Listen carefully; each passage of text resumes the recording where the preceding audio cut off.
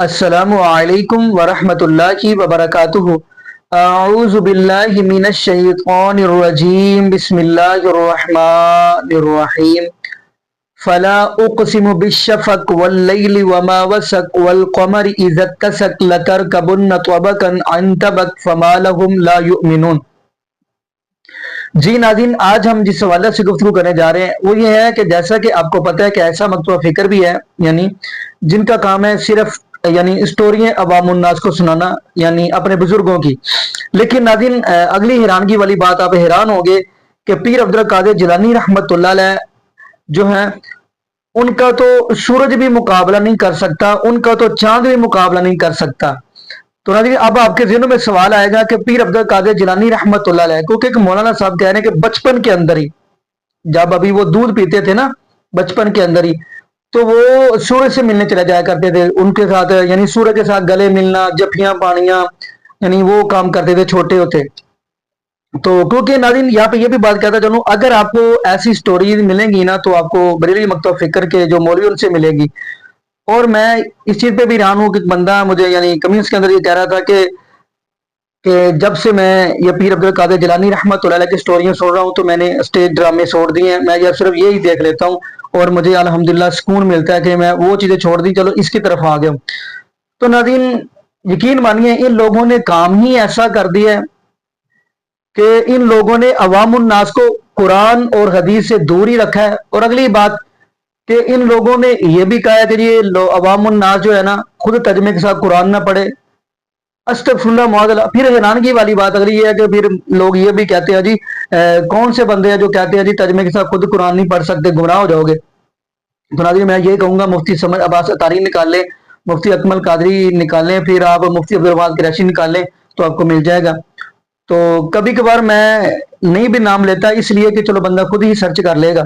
तो खैर नाज़रीन, मैं आज आपको वीडियो बड़ी ही अहम दिखाने जा रहा हूँ जिनके अंदर आपको ये बताना चाह रहे हैं, यानी बरेलवी मकतब फिक्र के जी पीर अब्दुल कादिर जिलानी रहमतुल्लाह जब चाहें चांद से गले मिलने चले जाएं, जब चाहें सूरज से मिलने चले जाएं, और जब चाहें यानी सूरज भी पीर अब्दुल कादिर जिलानी रहमतुल्लाह से डरने लग पड़े। तो आइए नाज़रीन, खैर हम वीडियो की तरफ बढ़ते हैं, फिर इंशाअल्लाह नाज़रीन आगे हम भी गुफ्तगू करेंगे। तो आइए नाज़रीन मिलके वीडियो देखते हैं। मैं पूछो, उसने कहा कि बचपन में एक बार बच्चों से आप आंख मचोली खेले थे। ये बच्चे छुपना छुपना खेलते हैं, फिर बारी बारी सब जो है वो ढूंढते हैं। तो बेटा आप खेले थे बच्चों के साथ, जिसको हाइड एंड सीक कहते हैं, छुपना छुपना। तो बेटा आप खेले थे बच्चों के साथ, तो जो बच्चा छुपता था आप ढूंढने के लिए सीधे उसके सर पे पहुंच जाते। आपसे तो कोई नहीं छुप सका था। वो बचपन की बात पूछ रही, कहने लगी बेटा अब्दुल कादिर फिर आपने कहा था साथियों अब मैं छुपता हूं, मुझे ढूंढना। तो बेटा अब्दुल कादिर आप कहीं छुपने नहीं गए थे, आपने सिर्फ हुजूर का नाम लिया था, दुरूद पढ़ा था और आप गायब हो गए थे और हम ढूंढ ढूंढ के थक गए थे, आप नहीं मिले थे। फिर अचानक आ गए तो मैं मसरूफ हो गई, मैं पूछ न सकी, बेटा बताओ बचपन में कहां छुप गए थे। मेरे आका के गुलामों गौसे आजम हंस पड़े, फरमाया मां अल्लाह की इज्जत की कसम मैं चांद में छुप गया था। थोड़ी देर के बाद फरमाया शेख अरबी औलाद नहीं हो सकती। और उसकी हुजूर क्यों? फरमाया लोहे महफूज पे ना तकदीर की तख्ती में तेरी औलाद लिखी नहीं है, वो कैसे?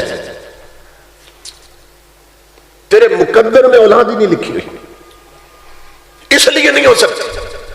बंदे समझदार थे, थोड़ा दूर बैठे थे, गौसे आजम के और करीब हो गए, कदमों पे हाथ रखा, अर्ज की हुजूर अगर वहां लिखी होती तो फिर यहां आने की जरूरत क्या थी? जिनकी वहां लिखी हो उन्हें तो घर बैठे मिल जाती है, वहां लिखी होती तो यहां क्यों आता मैं? नहीं लिखी तो लिखवाए ना महबूब सुबानी। गौसे आजम इस बात पर जलाल में आ गए थे और आपने फरमाया शेख अरबी फिर जल्दी करो, मेरे पीछे आके बैठो और अपनी पुश्त जोड़ो मेरी पुश्त के साथ। वो उठे और पुश्त लगाई। गौसे आजम ने जलाल में फरमाया شیخ عربی اللہ کی عزت کی قسم، اور میری پشت میں ایک ہی بیٹا رہ گیا تھا، جا تجھے عطا کر دیا۔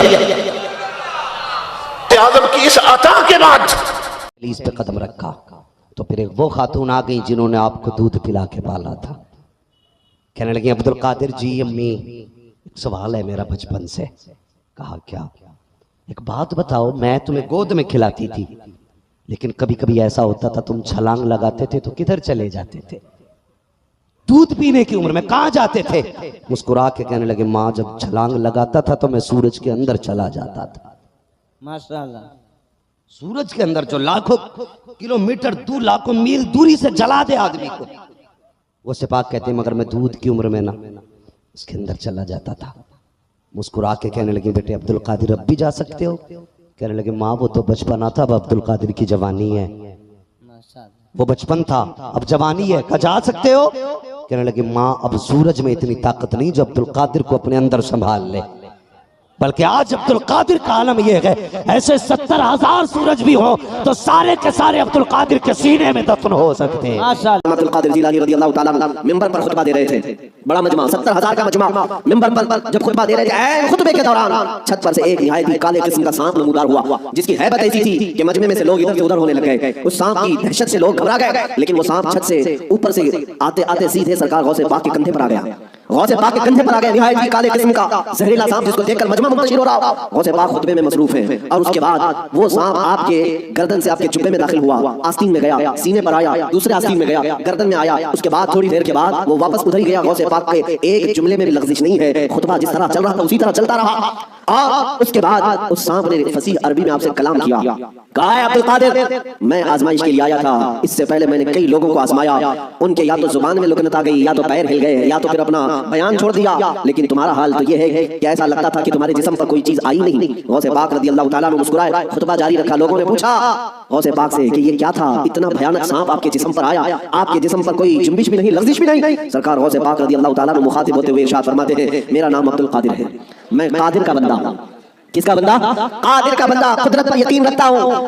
مجھے اس بات پر یقین تھا کہ اگر میری موت آنی ہے تو اس سانپ کے ذریعے سے آ جائے گی، میرے ہلنے سے بچنے سے میں بچ نہیں سکوں گا، اور اگر میری موت نہ آنا ہو تو اس طرح کے سینکڑوں سانپ بھی میرے جسم کا کچھ نہیں کر سکتے۔ موت و حیات کی قدرت صرف میرے رب ذوالجلال کے پاس ہے۔ میں اسی یقین کے ساتھ خطبے میں مصروف رہا، وہ تو امتحان تھا، ٹل گیا۔ جی ناظرین، آپ نے یہ ویڈیو ملاحظہ فرمائی۔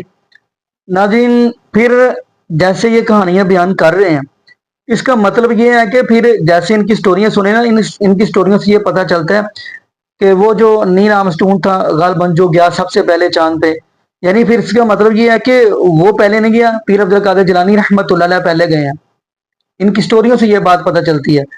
اور اگلی بات ہم کرتے چلے، یقین مانیے میں بڑے ہی یہ دکھ کے ساتھ بات کرنے جا رہا ہوں کہ یہاں پہ بلکہ میں دعا ہی کر لیتا ہوں کہ یہ دعا ہے کہ اللہ پاک ایسے مولویوں کو بھی عوام الناس کے سامنے حق سچ بیان کرنے کی توفیق عطا فرما دے، یعنی رب العالمین کا قرآن اور نبی پاک صلی اللہ علیہ وسلم کا فرمان بیان کرنے کی ان مولویوں کو اللہ پاک توفیق عطا فرما دے۔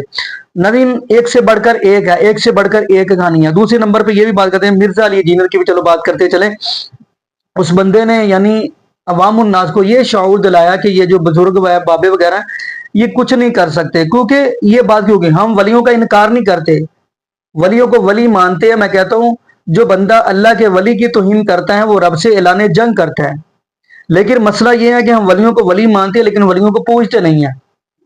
اور اگلی بات، قرآن نے تو اس بات کی 1400 سال پہلے ہی گواہی دے دی، فلا اقسم بالشفق واللیل وما وسق والقمر اذا اتسق لترکبن طبقا عن طبق فما لهم لا یؤمنون۔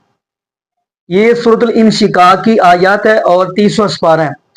تو اس آیات کے اندر تو رب العالمین کا قرآن کہہ رہا ہے کہ جو سب سے پہلے چاند پہ جائے گا، فما لهم لا یؤمنون، ترجمہ خود پڑھیے گا، سورۃ 30واں سپارہ ہے، سورۃ الانشقاق ہے، فما لهم لا یؤمنون کہ یعنی وہ ایمان والا نہیں ہوگا۔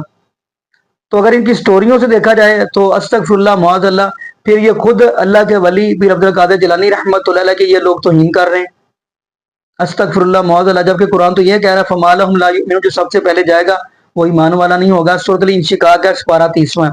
تو خیر ناظرین، میں یہاں پہ یہی دعا کرتا ہوں اللہ پاک ہمیں نبی پاک صلی اللہ علیہ وآلہ وسلم کی شریعت کے مطابق زندگی گزارنے کی سیکھ دے، اور اللہ پاک ہمیں 5 وقت کا پکا اور سچا نمازی بنا دے، اور جتنے بھی بے اولاد جوڑے ہیں اللہ پاک سب کو نیک نورینہ صحت تندرستی والی ایمان والی لمبی زندگی والی اولاد عطا فرما دے۔